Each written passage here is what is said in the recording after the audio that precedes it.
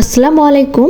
আজকে হরেক রকম ভর্তা ভাজি দিয়ে পান্তা ভাত খাওয়া শুরু করে দিয়েছি। তো হরেক রকম ভর্তা ভাজি কি করেছি অবশ্যই আপনাদের সাথে শেয়ার করব। আর ইফতারিতে এই পান্তা ভাত খাইতে অনেক ভালো লাগছে। সকালে গিয়েছিলাম বাজারে, তো এই আম দেখে আমটা নিয়ে নিলাম।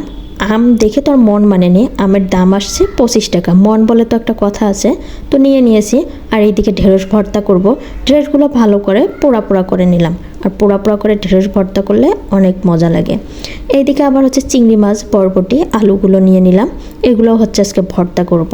কেন জানি 2 দিন থেকে মনটা শুধু ভর্তা ভর্তা করতেছে, তো ভাবলাম আজকে সব কিছুই ভর্তা করি। বিশেষ করে ঢেঁড়স ভর্তা কিন্তু খুব ভালো লাগে, মানে আমার কাছে ভাত আর চিবান লাগে না, একদম ভাত ভেতরে আপনা আপনি ঢুকে যায়। এদিকে কিছুটা রসুন দিয়েছি, কিছুটা কাঁচামরিচ দিলাম, এখন ঢেকে দিলাম। দিয়ে এদিকে আবার আসছি বরবটি আর আলু হচ্ছে ভাজি করব। বরবটি আর আলুটা দিয়ে দিলাম। হালকা করে একটু রসুন বাটা দিতে চেয়েছিলাম, তো কেন জানি আমার কাছে একটু রসুন বাটা বেশি পড়ে গিয়েছে। যাই হোক, ভেবেছিলাম গন্ধ করবে, কিন্তু রান্নার পর একদমই কোনো গন্ধ করেনি, একটু টেনশনেই ছিলাম। যাই হোক, মাঝে মাঝে এইরকম রান্না করতে গেলে একটু বেশি পড়ে যায়। তো এইদিকে এই তো বরবটিটা আমি তুলে দিলাম, দিয়ে একদম ঢেকে দিলাম। আর এই তো এইটা হচ্ছে আমার মরিচ, পেঁয়াজ, বলতে হচ্ছে পেঁয়াজটা আমি আলাদা ভেজে নিব। মরিচ, রসুন সব কিছু দিয়ে আমার এটাও ভাজা হয়ে গিয়েছে। তো এক সাইডে নামিয়ে নিলাম। এটা আমি হচ্ছে একদম পাটায় পিষে ভর্তা করব। আর এদিকে এই তো পেঁয়াজগুলো আমি ভেজে নিচ্ছি, যেহেতু ভর্তায় আমার ঢেঁড়স ভর্তাতেও পেঁয়াজ ভাজি দেব, আর যে শুটকি ভর্তাটা আছে এইটার মধ্যেও পেঁয়াজ ভাজি দেব। পেঁয়াজগুলো সব ভেজে তারপরে যেহেতু কড়াইটা ফাঁকাই আছে, ভাবলাম এইদিকে শাকটা উঠিয়ে দিই। পাট শাক উঠিয়ে দিলাম, দিয়ে পাট শাক সিদ্ধ হইতে হইতে আমি ওইদিকে কিন্তু ভর্তাগুলো করে নেব।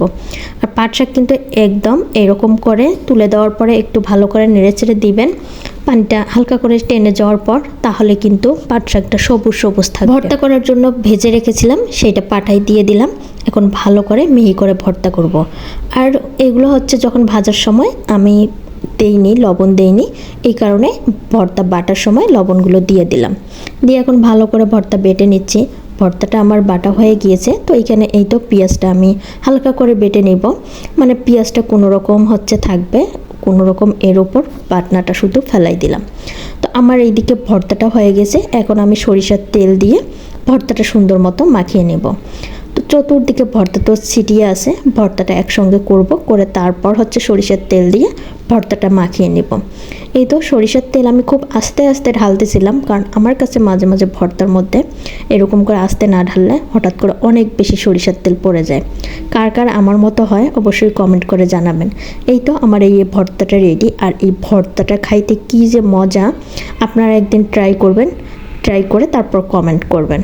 এইদিকেই তো আবার হচ্ছে পাট শাকটা আমি সুন্দর মতো এখানে ভেজে নিচ্ছি। একটা হচ্ছে মরিচ ছিল আলাদা, তো ওইটা ভর্তার মধ্যে আর দেইনি, মনে হচ্ছিল ঝাল বেশি হবে, তাই শাকের মধ্যে এখানে দিয়ে দিলাম, যাতে হচ্ছে পরে যদি ইচ্ছা করে কামড়ে খাবো। আর দেখেন শাকটা আমার কত সুন্দর ঝরঝরে হয়েছে।